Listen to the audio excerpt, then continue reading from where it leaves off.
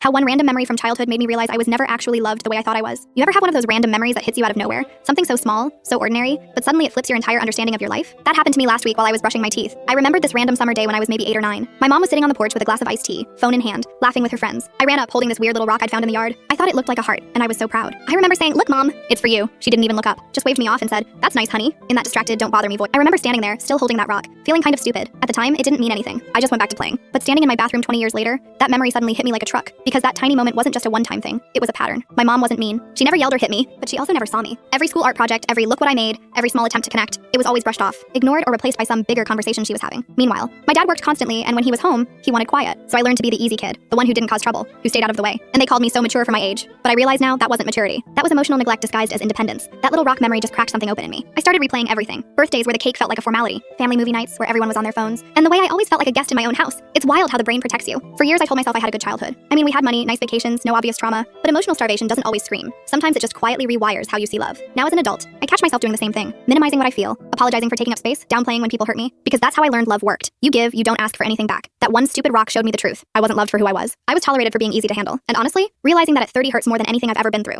But at least now I see it for what it was. And I'm learning that being easy to love shouldn't mean being easy to ignore.